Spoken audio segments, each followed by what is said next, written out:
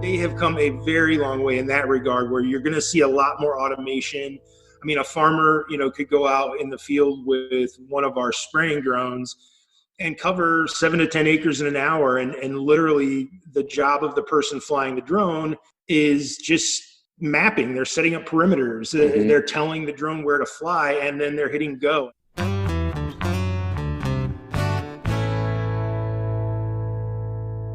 This is Trevor Williams, and welcome to the Farm Traveler Podcast, the home for anyone curious about where their food comes from. One of the most popular technological advancements over the past few years has been drones.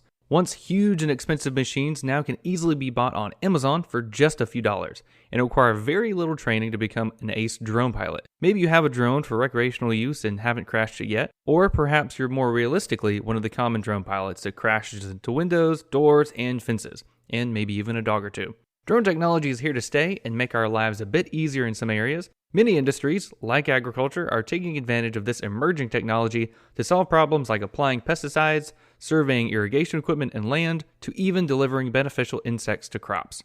Our guests today are David Plummer and Michael Ferguson from Illinois-based Aerial Influence, focused on drone technology. David and Michael will both explain how drone technology has changed in recent years, the many uses of drones in the agriculture industry, and what regulations drone pilots must follow. They also tell us how police and fire departments are starting to use drones by aiding in search and rescue operations, and even how drones are being used in delivery services. This is Farm Traveler Podcast, episode 47 with Aerial Influence.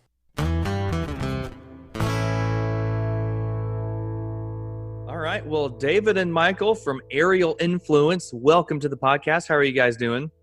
Good. Thank you so much for having us. Yeah, good, Trevor. Thank you. Hey, absolutely. Thanks. I'm glad you guys are on. So I know drone technology is kind of booming in the agriculture industry and just basically in general, because you've got like the DJ drones, the super popular ones, and then you've got tens to thousands of dollars of drones. So it's a super cool industry. So tell me how you both kind of got started with drones. And I know you're in Illinois. So how did you kind of start Aerial Influence? So, it's a long story that goes back some decades, actually. We grew up together in Indiana since we were like 5 years old. We grew up in the same neighborhood. When we were younger, we really got into the RC cars a lot. Like, we were in leagues, and we would go every weekend and race them against other people. Just always were really into that. Well, flash forward 30 years later, and we had both gone on our different career paths. Michael into the real estate world. I worked in television for about 25 years, and it just kind of came full circle where somebody that I worked with was using a drone in the broadcasting world, and I thought that was pretty amazing because shots that you could only get with a helicopter or an airplane in the past, now you could get with a relatively inexpensive drone. And that got Michael and I just kind of thinking more about the possibilities for other businesses as well. Right. Yeah. I mean, you talk to anybody for 15 minutes and whatever they do, really no matter what their field is, they can think of a use for it. So we just kind of went from there. And really, so I kind of, giving you the whole story, I sort of went, continued in television, while Michael sort of went full force into this business. So for like 2.5 years, right? Michael sort of jumped into it full force, 2.5 years ago? Yeah, so 2016, we actually formed the business with the idea of David was still working in the television industry, that kind of thing. We have an actual location. So we have an office with 15 acres. So we use that 15 acres for training and flying, kind of research and development. And then I guess you could say the office is kind of a meeting grounds and a showroom. But it took a while because we wanted to do it right and have kind of like an all-in-one type of experience for our clients. And it worked out where, a year and a half ago. Yeah, I was about a year and a half ago. I was available to basically start, doing this full time, and we've really been going at it pretty hard since then. Just trying to get our names out there and answering all the questions, because there are certainly lots and lots of questions from people that maybe aren't, sure about the technology or a little bit, concerned or afraid of it. So That's cool. Yeah.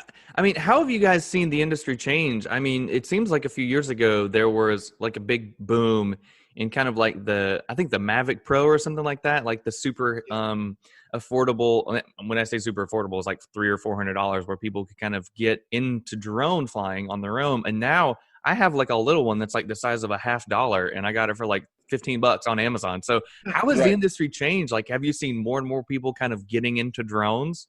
Yeah, definitely. Now you can get little drones at 7-Eleven or your local gas station a lot of times. But I guess early on we realized that obviously the drones came out big in the consumer world, or kind of prosumer, I guess, and most of them were just kind of like flying eyeballs, or just they have cameras, that kind of thing. But I would say over the last 4 years, they've really developed, they've come a long way. I mean, the technology's come a long way. The sensors on them have come a long way. they're actually, they're hard to wreck now. Like, aside from, if you really are just trying to be reckless, if you're turning the sensors off, trying to do something that know a drone shouldn't be able to do, they're kind of hard to wreck. I mean, they've got so many sensors around them. I actually did a test once just to see how one of our Mavics would do with the sensors, and I drove it, straight at my head, going about, I mean, they'll fly up to about 35, 40 miles an hour, and just kept it going straight to see what would happen. And it did. It stopped about 10 feet in front of me and would not go any further because it saw me, So I have that much faith in the drones. Now if it had hit me, I probably wouldn't be talking. Well, So. that's when your cat-like reflexes would have taken over. That's right. Exactly. Yeah. There you go. Yeah. A friend of mine had the new GoPro drone whenever it came out. And he was saying that if it loses connection with you, no matter how far away it is, it will fly back to its point of origin. And that's so cool. Like, I mean, it won't crash or anything because it just loses signal with you. It will just fly back to its point of origin. And I mean, yeah, it seems like the technology for that is just always kind of growing. It is. And especially in the agricultural side. I mean, when you can, go out and plan a field, basically, like if you're going to spray your field, or if you're going to use something like, a multispectral camera, and you can set it up autonomously so that you're literally you're drawing a map like on your iPhone screen and saying, I want to spray this area, or I want to take pictures and make a multispectral map of this area. It does it by itself. You hit go. I mean, you could put the remote down and walk away and come back. You're not supposed to do that, but you could. And it's, when you come back, the drone would be landed and be finished taking all of its pictures. So they have come a very long way in that regard, where you're going to see a lot more automation. I mean, a farmer, could go out in the field with one of our spraying drones and cover 7 to 10 acres in an hour. And literally the job of the person flying the drone is just mapping. They're setting up perimeters. Mm-hmm. They're telling the drone where to fly, and then they're hitting go, and it takes the rest of it by itself. So, yeah. And in addition to that, I mean, like you said, Trevor, it's recording its GPS takeoff location. So if it does, something catastrophic happens to the remote, the drone knows where it took off, so it can then essentially return to home with no remote or iPad connection. And in addition to the spraying drones, obviously you can't spray 100 acres just on one smaller tank, because these are definitely here for spot spraying right now, but they're getting to the point where they can do much more acreage. But it comes back if it's out of pesticide or if it's out of the battery, and it kind of has like a small internal battery that remembers that last break point. So if it did, maybe a tenth of the field already, it comes back, you fill it up or put another battery in, it then resumes back where it had left off. So you're not going to be wasting pesticide due to overlap or have to start over or something like that. our job is to basically figure out what our customer needs today. Can it be done? And if it can, is it, is the return on investment, I guess, good enough for him to make that purchase? Right. And I would say that regardless, maybe if they're not getting something that's the latest and greatest drone, they're getting something to just at least get the familiarity of how it is to fly and kind of like what David said, the ease. I mean, they're pretty easy to fly. Yeah. Right. So how exactly did y'all get involved with the ag sector? I mean, I know, like you're talking about, there's a lot of people that use drones to spray pesticides, and I've even seen some. We've been meaning to get him on the show. His company is called Parabug, and they actually have beneficial insects in a canister on a drone. And so, they fly over the field and drop the beneficial insect instead of pesticides. So that's another way to do it. But how exactly did y'all get involved with the ag industry, and what kind of interest have you seen there? So we've seen a ton of interest. A lot of people are very intrigued by what we're doing. A lot of people really wanting to see demonstrations, wanting to see how it would work in the real world. We've been successful. We've sold a couple of the ag grasses, the big spraying drones. That's not widely accepted yet. That's one that we're really working on being more broadly accepted. How we got into the ag industry, is really just we saw that's where the technology was going. Neither of us are farmers. We're drone guys, and but we grew up in farm country, so we know those people, we know those customers, and it just seemed like the logical step for us because we're seeing record numbers of bankruptcies in the agricultural world, and this is horrible. I mean, this is taking a toll on real people's lives, and what we see and what we think is that drones may be a way for farmers to cut costs in a lot of ways. And while we understand that the drones are a cost, we think in the long run, it's really going to save them money, Mm-hmm. Yeah, absolutely. Yeah, and go ahead. The other thing is we have a significant, well, at least what we think is significant, 15 acres. To the non-farmer, that's a lot of acreage. To the farmer, that's just a tiny chunk, but we also want to use these drones. So we decided early on that we don't just want to be somebody that is selling the drone and saying, here's your stuff. If you need something else, let us know. We wanted to be able to, I guess, tell them that we have used these. We do use these. So we've gone through the process of, because the ag industry, as far as spraying drones is concerned, is a little bit different as far as just getting your, they call it the 107 certification. It's kind of like a drone license.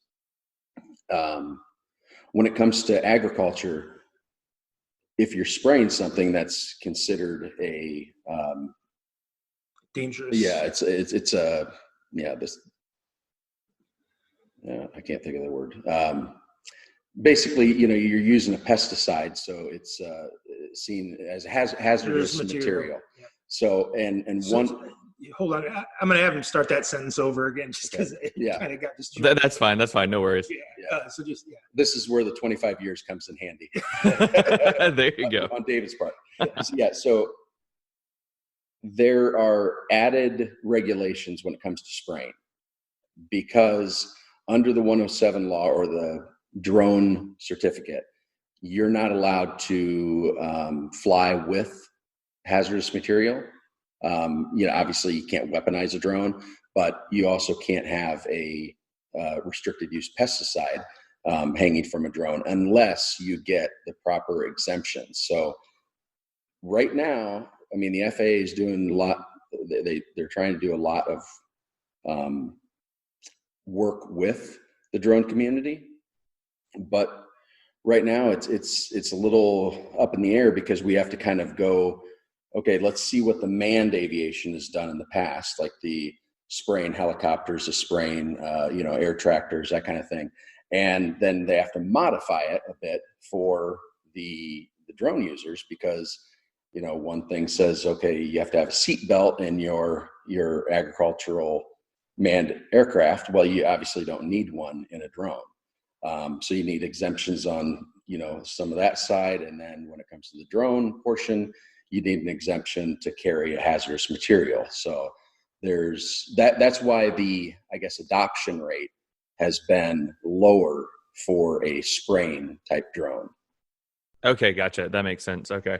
Yeah, I was curious as to how regulations have kind of changed because I know the FAA, the Federal Aviation Administration, has probably been, I don't know, kind of curious to regulate drones because I know like there are some places that are no flight zones or you've got to have line of sight. So, I mean, has that kind of been a hindrance for you guys, or have y'all kind of found some really good ways to kind of work around that? So what's going on with the FAA right now and drones is it's kind of like we know what they're wanting to do. They've got a proposal out there that is going to pretty heavily restrict hobbyist drone pilots, I think. Our suggestion is if, for people to look that up, take a look at exactly what it offers, and they need to go to the FAA and put their concerns in because this is something that's going to be passed in the next few months, and it is going to severely limit what, especially hobbyists, where they're allowed to fly anywhere in the country. So that's going to be hard. We've had great experiences with the FAA so far, though. Yeah. They've come out, they've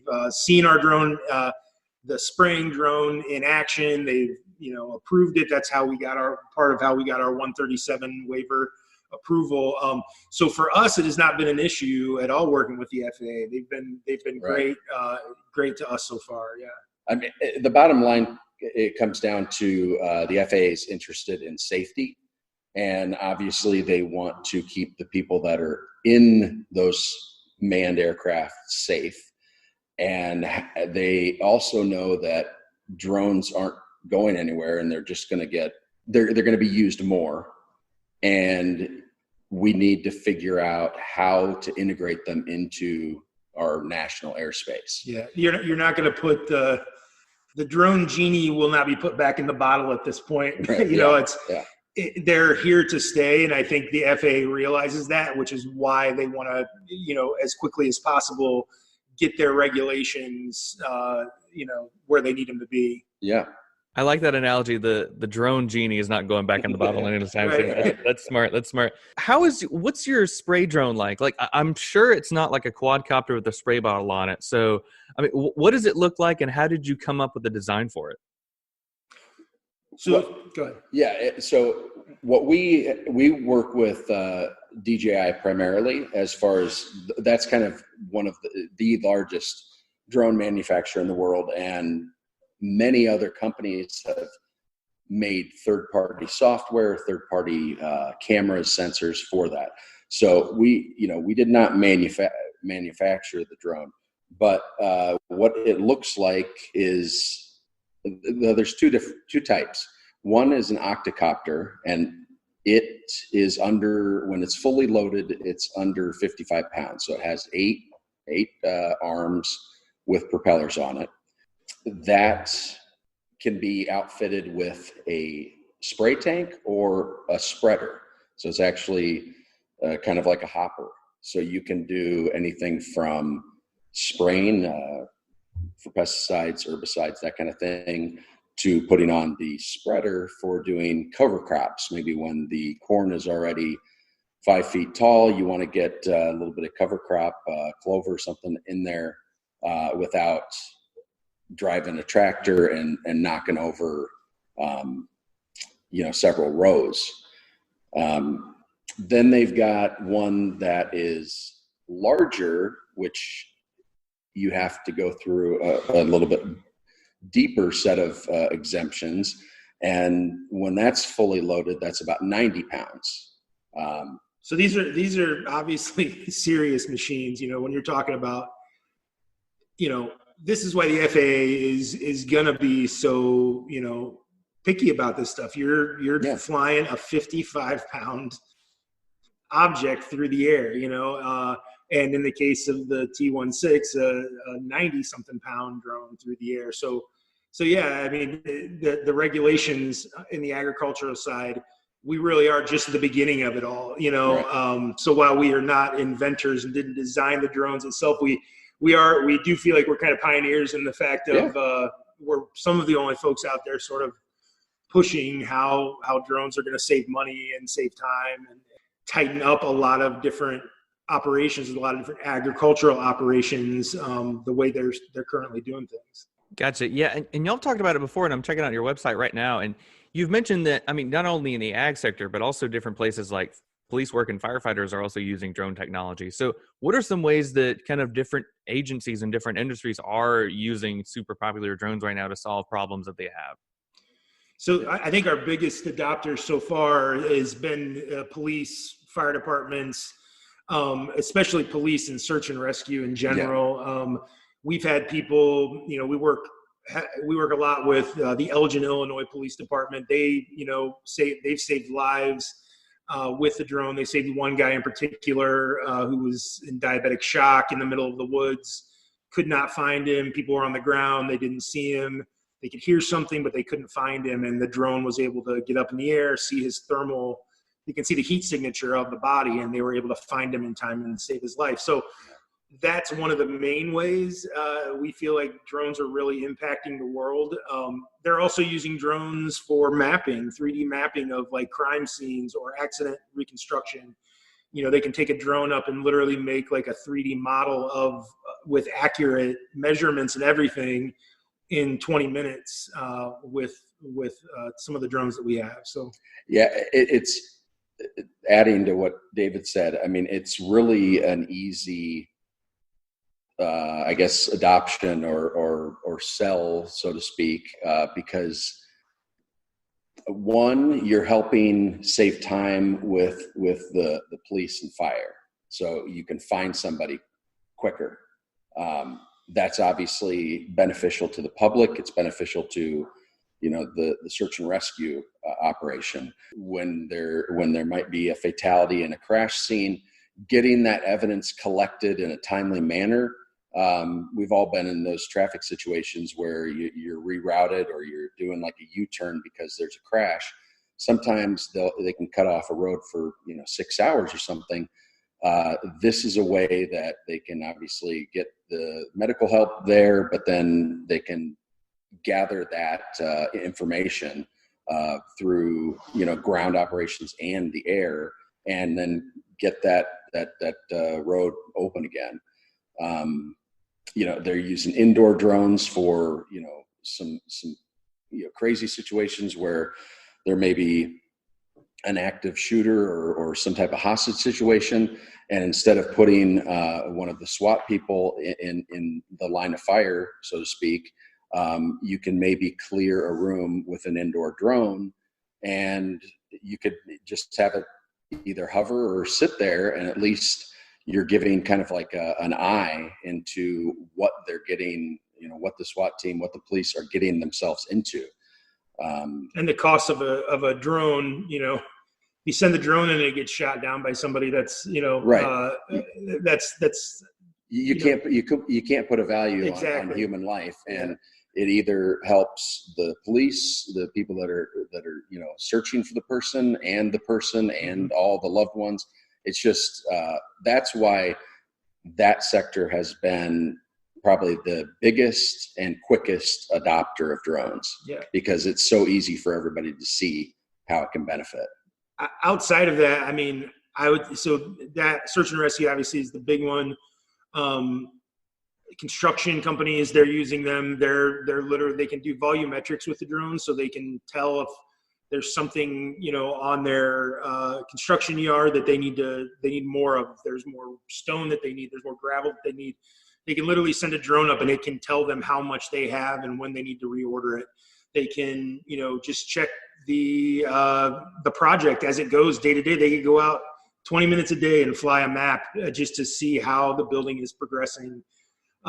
We've got energy companies that are using them now. We're working with the Wisconsin Department of Natural Resources. They're using one of our drones to actually track the migration and mating habits of ducks. So they're using one of the thermal drones, which can actually see heat signatures and that's how they're keeping track of the ducks. So we thought that one was pretty interesting. Right. Yeah. But I think that the real answer is that almost any industry that you get into, aside from if you're going to go into the funeral business, or I can't imagine, or surgery, right? A doctor, that's a different drone that's using it. There's a use for drones in just about every business sector you can think of. Yeah, and Trevor, there another one is crop insurance, actually. So the insurance, the companies that are insuring the crops, if you have wind damage or something, the corn stalk has to be snapped or bent at a certain degree. You can use a fairly simple drone to go out and collect that data to say, okay, this area was affected by wind damage, and then you can easily get that actual dimensions and area, and then it makes it that much easier and quicker for the farmer to get paid for that damage. So, I mean, it's like David said, it's another tool, and I think it's just going to be a tool that is continually used and adopted. Mm-hmm. Oh, absolutely. I totally agree. And I think we were talking earlier on the phone, whenever we kind of touched base, that there's a bunch of programs, especially around Florida, that they have drone classes in agriculture science classes. So, I mean, they're teaching them how to use drones in the ag industry. And I feel like that's definitely going to continue. And definitely even for students that are interested in being police officers or firefighters, are just going to continue to learn all the cool little uses for drones. I think it's actually, I actually think it's going to lead people that may not previously have gone into certain lines of work. It may lead them into that. Like somebody that never wanted to be a police officer before might be like, drones, I'm going to go be a police officer now. Maybe they weren't going to get into farming, but if they can do it with technology, with drones, that may be something that leads them down their path. Oh, yeah. I mean, it's such a cool little new industry. And so people are all curious to learn more about it and do it. I remember, and I wanted to tell you guys this story. A friend of mine that had the GoPro drone, his dad broke his leg or something, was kind of housebound for a while. Well, he lived, I think, like a mile or two from his dad. And so he would take the GoPro drone, which it would give you a live feed from the camera, fly it to his dad's house, look through the windows, and his dad would wave and be like, "Hey, I'm okay." And then he would fly the drone back. And it was such a funny way of he could just check on his dad without calling him. I mean, technology. Yeah. It's crazy. I mean, there's a group in New Zealand. I'm not sure if I mentioned this the other day, but there's a group in New Zealand that's actually using one of the drones. It's got a speaker on it. One of the drones we sell has a speaker on top, so you can, it can be used for search and rescue, for different things, if they want to communicate with somebody that's lost or whatever. But what these folks are doing is they've recorded the sound of a dog barking into the drone, and then they're using it to actually herd cattle and herd sheep. So they're flying the drone around, it's barking, like they would normally hear from a dog, but instead of a dog, it's a drone. Oh my goodness, that's clever. I like that idea. Yeah. That's awesome. Well, so where do you guys see the future of drone technology going? I mean, do you think that things like drone racing are going to get super popular, or do you think everybody's going to have a drone? Where do you see the whole drone industry going? I think that you're going to see it, and Michael made this point to me earlier. I think you're going to see it get both smaller and bigger. I think right now, as far as the drones, the actual sizes of the drones, I think right now you're seeing things like the Mavic Mini, which is just hugely popular. It's like $500, and you can fly it indoors and outdoors, and that's just a great entry level drone for people. So I think you're going to see more and more adoption from people because the price point is coming down. The drones are much more responsive. They're much more intuitive. They're much easier to use. So you're going to see it in that regard get smaller. But you're going to see other drones on the other side, like the farming drones, are going to probably get bigger and bigger. Right. I mean, they've already had. Really, the spraying drones have been around for 20 years. I mean, they've been using remote RC helicopters in Japan, China, that kind of thing. So obviously, you're going to need to have some drones that have heavier payload. and that payload's not always just going to be spray and seed. It's going to be people. They've already started. There's several companies that are starting to do and test for, I guess what you call urban mobility, urban air mobility. So you're going to be flying, or people are going to, at some point, going to be in these drones, and they're going to be autonomous, and it's going to be point A to point B, and it might be over probably a shorter distance at first, but then there might be ones that are doing cargo or moving stuff from one site to the other site on a construction site type thing. Where I don't see drones going in the future, and I think this is an important one, is they're not going to replace anything fully. Drones are not going to come in and replace crop dusters, and they're not going to come in, or aerial applicators, and that's not what they're going to do. They're tools. It's like a wrench. It's something you've got in your toolbox. If an aerial applicator who typically flies with an airplane has an area that he's not able to reach, maybe this is a wise investment for him because he's able to reach an area he was never able to reach before. Right. So it's looking at it as a tool, not as a replacement, not as, drones are not coming to take anyone's job. They are going to change the industry in some regard. Mm-hmm.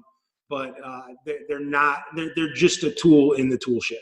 Yeah, they seem like they're going to be much more complementary than anything, kind of not, like Al said, not replacing anything, but just kind of being another tool that people can use no matter what industry that they're in. That's right. Yeah. That's cool. Well, David, Michael, this has been really cool talking about all things drones and kind of how they're being used in the agriculture industry and a bunch of other industries, that's for sure. If people want to learn more about you guys and more about Aerial Influence, where can they go to kind of see what y'all are up to? Yeah, I'd say the best place, probably, we're working on our website still. So I would tell them to go to our Facebook page. Just go to Facebook and search up Aerial Influence, and that's AERIAL Influence, or on YouTube as well. We have a YouTube channel. Search for Aerial Influence, and you'll find us there. Yeah, or give us a call. Email, anything. Yeah. contact@aerialinfluence.com. Phone number 312-278-7232. Yeah. Perfect. Well, we will link all that stuff for this episode. Really cool business you guys have going on. Really cool. Excited to kind of see what happens next with you guys. I'm glad y'all came on. Thanks so much, and wish y'all the best of luck with Aerial Influence. Thanks, Trevor.